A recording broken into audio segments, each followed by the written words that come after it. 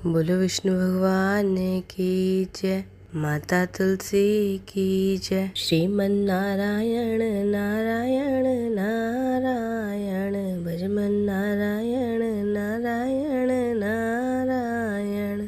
लक्ष्मी नारायण नारायण नारायण, जय जय नारायण नारायण नारायण।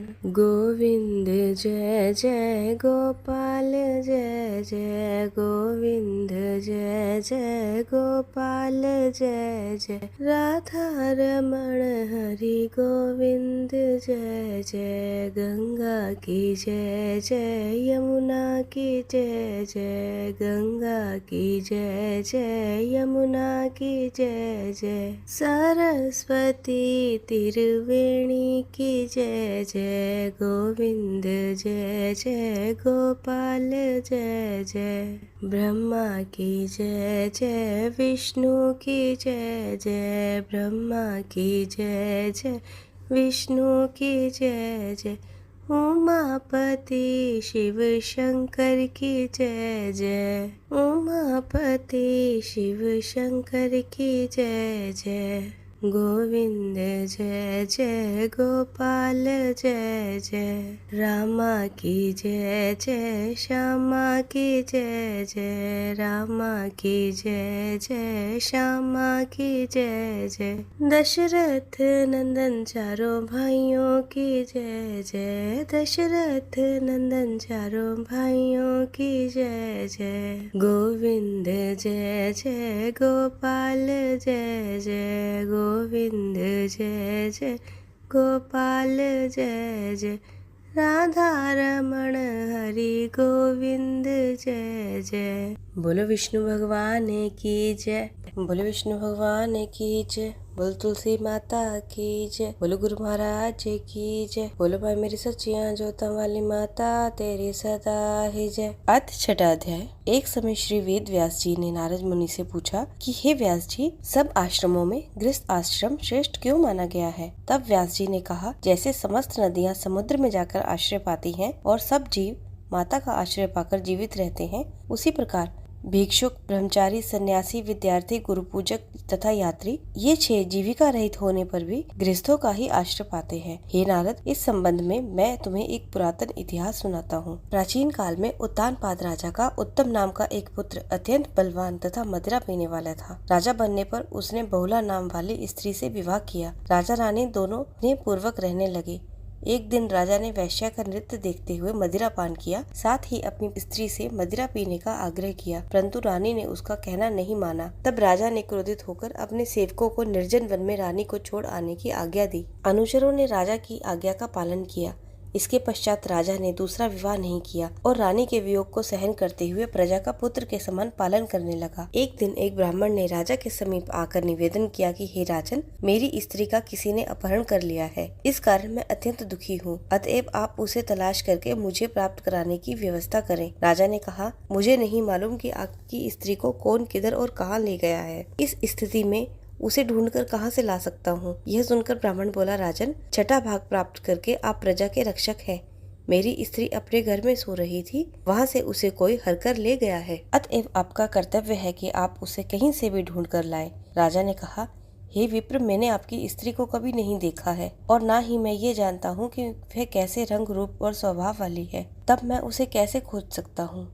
यह सुनकर ब्राह्मण बोला, यद्यपि वह कर्कश स्वभाव की, कठोर वचन बोलने वाली, काले रंग की कुरूपा है, तथापि मैं उसकी निंदा नहीं करता, क्योंकि वह मेरी पत्नी अर्थात अर्धांगिनी है। यह सुन राजा ने कहा, जब तुम्हारी स्त्री ऐसी कुरूपा और क्रूर स्वभाव की है, तब तुम उसे प्राप्त करके क्या करोगे? उसके स्थान पर मैं तुम्हें अत्यंत सुंदर शील स्वभाव वाली अन्य स्त्री लाकर दे देता हूँ। ब्राह्मण कहने लगा, हे राजन, मेरी पत्नी मेरे धर्म कर्म की अर्धांगिनी है, अतः उसकी रक्षा करना मेरा परम धर्म है। जो पुरुष अपनी स्त्री की सुरक्षा नहीं करता, उसके वर्ण संकर संतान उत्पन्न होती है और उसके पितृ नरकवासी होते हैं। वैश्यागामी पुरुष का कल्याण कभी नहीं हो सकता। जो मनुष्य ऋतु काल के पश्चात अपनी स्त्री के साथ सहवास नहीं करता, उसके पितृ 1 मास तक उसके रुधिर में तैरते हैं। ब्राह्मण के ऐसे वचन सुनकर राजा अपने शस्त्र ले रथ पर सवार होकर उसकी स्त्री को खोजने चल दिया। कुछ दूर जाकर उसने एक आश्रम देखा जिसमें एक महान तपस्वी कुशा के आसन पर विराजमान थे। राजा को आश्रम में आया देखकर भी ऋषि ने उसका कोई आदर सत्कार नहीं किया। कहने लगे, मैं जानता हूँ कि तुम राजा उत्तानपाद के पुत्र हो, मगर यहाँ किस कारण से आए हो? राजा ने कहा, हे मुने, एक ब्राह्मण के घर से कोई उसकी स्त्री हरकर ले गया है। मैं उसकी खोज में इधर आया हूँ, मगर आपने ना अर्घ्य आदि और ना ही किसी प्रकार का कोई आदर सत्कार किया। इसका क्या कारण है? तब ऋषि ने उत्तर दिया कि हे राजन, तुम अर्घ्य योग्य होते हुए भी इस समय उसके पात्र नहीं हो, क्योंकि तुमने अपनी निरपराध स्त्री का वन में त्याग किया है। जहाँ स्त्री का यह धर्म है कि वह अपने तन मन से पति की सेवा करे तथा उसकी आज्ञाकारिणी रहे, वहाँ पति का भी यह परम धर्म है कि वह अपनी पत्नी का यथोचित सम्मान करे।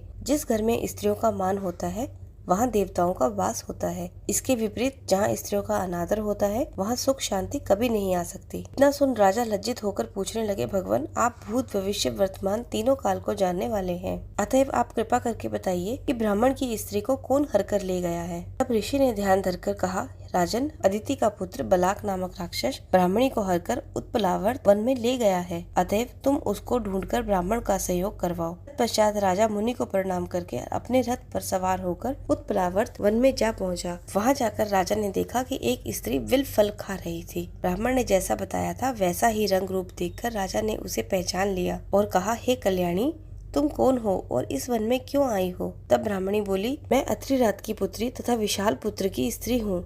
मैं अपने घर में सो रही थी कि बलाक नामक राक्षस अपहरण करके मुझे यहाँ ले आया। यहाँ लाने के बाद उसने ना तो मुझे किसी प्रकार का कष्ट दिया और ना ही मेरा अस्तित्व नष्ट किया। इतना होने पर भी अत्यंत दुखी हूँ। राजा ने पूछा कि हे ब्राह्मणी, वह राक्षस कहाँ गया है? तब ब्राह्मणी ने बताया कि इस वन में अमुक नामक स्थान पर गया है। जब राजा ब्राह्मणी द्वारा बताए गए स्थान पर पहुंचा तो राक्षस देखते ही राजा के चरणों पर गिर पड़ा और बोला, राजन, मेरे लिए क्या आज्ञा है? तब राजा ने कहा, अरे निशाचर, तू ब्राह्मणी को क्यों हर कर लाया है? यदि तू इसके साथ विवाह करना चाहता है तो देख, ये अत्यंत कुरूपा है, और यदि तेरी खाने की इच्छा है तो तू वैसा कह। तब राक्षस कहने लगा, राजन, मेरे घर में अनेक रूपवती अप्सराएं हैं। उनके अतिरिक्त मैंने कभी किसी स्त्री के साथ भोग की इच्छा नहीं की और न ही मैं मांस भक्षण करता हूँ। मैं तो पूर्व जन्म के पापों का प्रायश्चित कर रहा हूँ। इस ब्राह्मणी का पति राक्षसों को मारने का मंत्र जानता है, अतएव जब हम यज्ञ का अन्न ग्रहण करने के लिए जाते हैं तो वह हमको वहाँ से भगा देता है, क्योंकि आजकल यज्ञ का आचार्य वही बनता है। इसी कारण उस ब्राह्मण को दुखी करने के लिए मैं उसकी स्त्री हर लाया हूँ। वैसे भी शास्त्रीय नियमानुसार स्त्री के बिना पुरुष कर्म करने का अधिकारी नहीं है। यह सुनकर राजा ने विचार किया कि यह भी परोक्ष रूप में मेरी ही निंदा कर रहा है। मुनि ने भी स्त्री का त्याग करने के कारण मुझे अर्घ्य योग्य नहीं माना। तभी राजा को विचार मग्न देख राक्षस कहने लगा, हे राजन, मैं आपकी प्रत्येक आज्ञा का पालन करूंगा। इतना कहकर हाथ जोड़कर खड़ा हो गया। राजा ने कहा, हे निशाचर, तुम इस ब्राह्मणी को इसके घर पहुँचा दो और उसके बाद जब मैं याद करूँ तुम मेरे पास आ जाना। इतना कहते ही वह राक्षस ब्राह्मणी को लेकर उसके घर छोड़ने चला गया। इसके बाद राजा विचारने लगा कि मैंने अपनी निर्दोष पत्नी को घर से निकाला है, अतएव अब मैं कौन सा ऐसा पुण्य कर्म करूं जिससे इस पाप की निवृत्ति हो। तब राजा ने पुनः उन्हीं मुनि के पास जाकर अपना कर्तव्य पूछा। मुनि ने कहा, हे राजन, पुरुष के लिए स्त्री धर्म, अर्थ, काम और मोक्ष सभी कुछ देने वाली है। न ही नहीं, बल्कि स्त्री के बिना इस लोक तथा परलोक कहीं पर भी सुख की कोई प्राप्ति नहीं हो सकती। स्त्री चाहे कैसी ही कुरूपा, मूर्ख, रोगी, दरिद्री और खोटे स्वभाव वाली क्यों ना हो, पुरुष को उसका सम्मान करना चाहिए।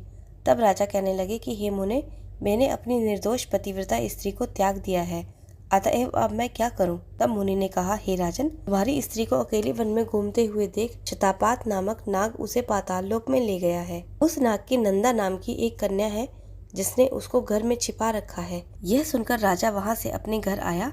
ब्राह्मण को स्त्री सहित देखकर अत्यंत प्रसन्न हुआ। इसके बाद राजा ने जो ही बलाक नामक राक्षस को याद किया, वह तुरंत उपस्थित हो गया। तब राजा ने उसे पाताल लोक से अपनी स्त्री लाने का आदेश दिया। आज्ञा मिलते ही बलाक पाताल लोक गया और वहां से राजा की स्त्री को लाकर उसको सौंप दिया।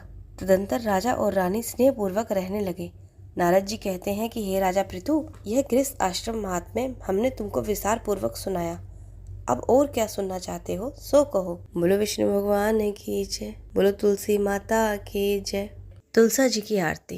तुलसा महारानी नमो नमो, हर की पटरानी नमो नमो, तुलसा महारानी नमो नमो, हर की पटरानी नमो नमो। कब मेरी तुलसा जन्म लिया, कब हुई पटरानी नमो नमो, तुलसा महारानी नमो नमो।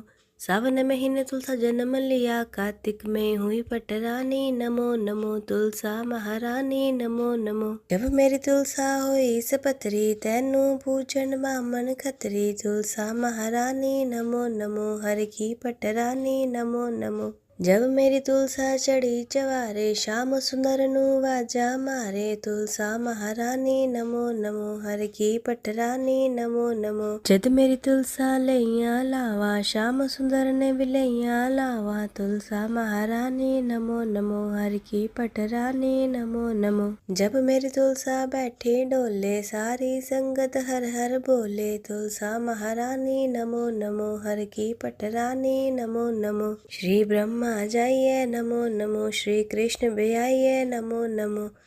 बोलो तुलसी माता की जय, बोलो विष्णु भगवान की जय।